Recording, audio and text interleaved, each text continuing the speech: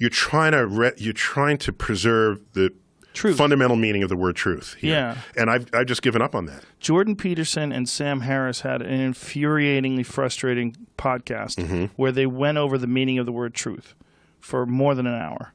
And like I said, you can do that, and philosophers like arguing and debating meaning of things. For me, it's however people are using the word, that's the meaning. I concede that. Well, we concede By the way, those things. It's why I don't call myself an atheist.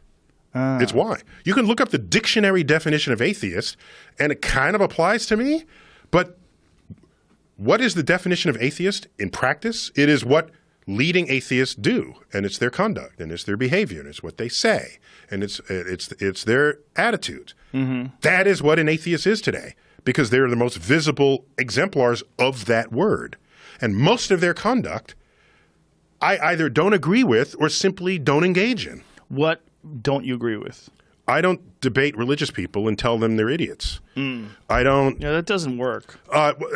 Whether or not it works, it's not in me to do that. I don't purge myself of words that have religious foundations in them.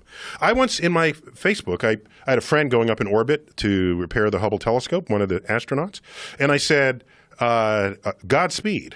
And then I gave the astronaut's name. People wrote in the thread, said, I thought you were an atheist. How could you say Godspeed? An atheist got angry with me? And I said, okay, first of all, this phrase is deeply historical in the space program. When John Glenn was launched, the headline was Godspeed, John Glenn. And every mission where we send human beings into space, somewhere there is that reference in the NASA family. What does that word mean? I'll tell you what it means. Please do. Okay? So, by the way, I'll get to that in just 1 minute. Take your time. The atheists who are arguing that I was using Godspeed as a phrase, they all have used the phrase goodbye, haven't they? See you later, goodbye. Right. Where does that word come from? It's from God be with you. It's a contraction of those three words. Oh. And why would you say this? You would say this to someone leaving the city wall where it's dangerous. Okay? Back when you had city-states, you're going to God be with you. To bring protection for you between one city wall and another.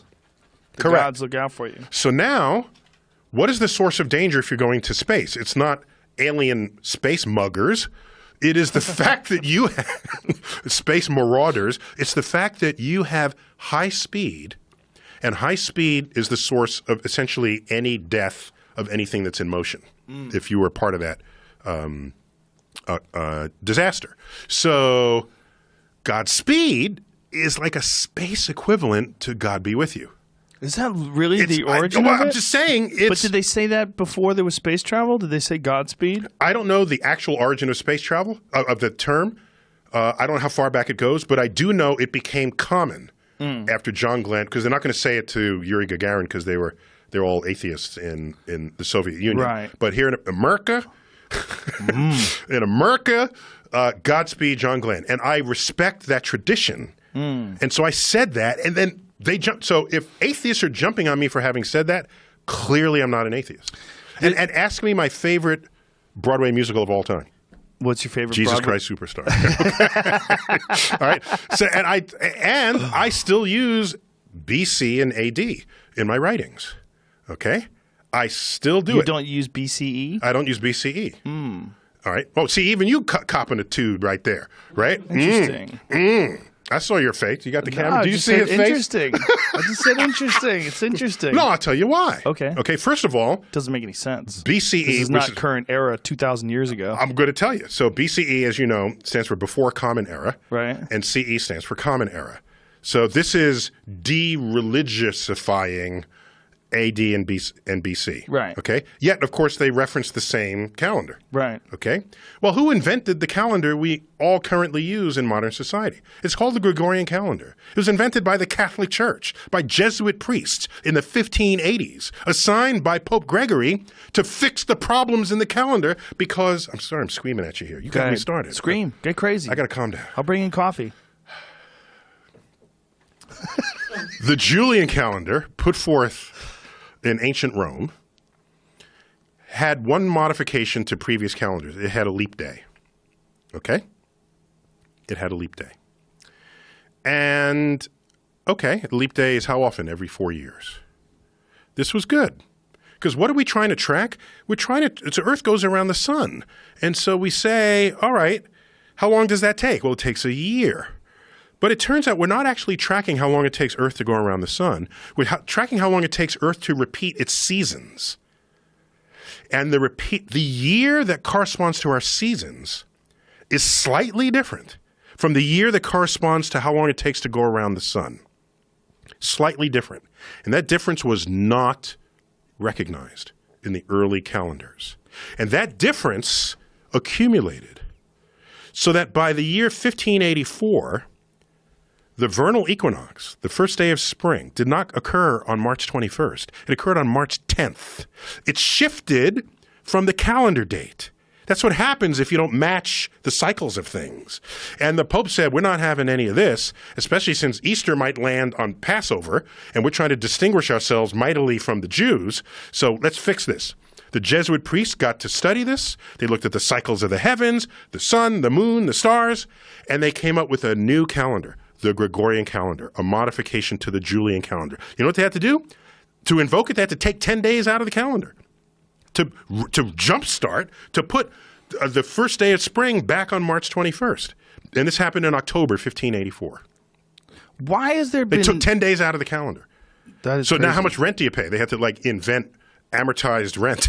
Really? Yeah, because you're going to pay for 3 weeks instead, 20 days instead of 30. They had to figure that out, okay? Point is, this was hard-earned, and the whole world uses this calendar. It is the most accurate calendar ever devised. Is it? Yes, I'll tell you what. Okay, you asked. So watch what happens. The leap day overcorrected the calendar. It overcorrected it. Overcorrect. Yes. Yes. So you need a leap year. So, sorry, the leap day is every 4 years. That one day every 4 years was slowly putting too many days moments into the year. Okay? The Gregorian calendar figured this out, and it had put 10 extra days since the Julian calendar to the Gregorian calendar. 10 extra days. First, jumpstart, get rid of the 10 days. Now everything's lined up again. Okay. Now, how do you prevent this from happening again? Because it overcorrects, how long do you have to wait to remove a leap day that you would otherwise put in? Okay? Okay. That's every 100 years. Oh. So every 100 years, that would be a leap day, you remove the leap day. Oh. Now, it turns out that undercorrects it by an even smaller amount, okay? So how long do you have to wait before you have to put a leap day back in? Every 400 years. Oh, God. So the year 2000 was a century year, which normally would not have a leap day. Except it's a century year evenly divisible by 400, so they put the leap day back in. And everybody on almost everybody except the astronomers, on February 29th in the year 2000 said it's just a leap year because it's divisible by 4. No, it is a rare leap year.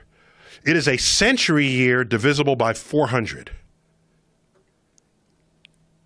That corrects it back, and so now you have a stable calendar for tens of thousands of years. I got to give props to the Jesuit priests. I'm not going to say, no, I'm taking the Christianity out of this reference, because they figured out the calendar that we all use, and it's a fucking awesome count. Sorry to drop an F-bomb there. But so I'm not, just because some atheists are telling me to rid God out of everything in the universe, I'm not doing that. I'm going to say, they came up with this calendar. The reasons were because they didn't want to confuse it with Passover. The motivation is whatever it is, but the science is good. And so there it is. So in Accessory to War, where we go back many centuries, the editors said, well, we should use B.C.E. because it's a liberal forward thing. I said, I am not using B.C.E. and C.E. And by the way, there was no year zero.